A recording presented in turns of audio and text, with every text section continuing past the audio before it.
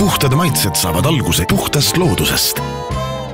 Rakvere uued eestimaisest sealihast koduse maitsestusega suvelihad, kuhu pole lisatud ühtegi kunstlikku lisaainet. Rakverelt.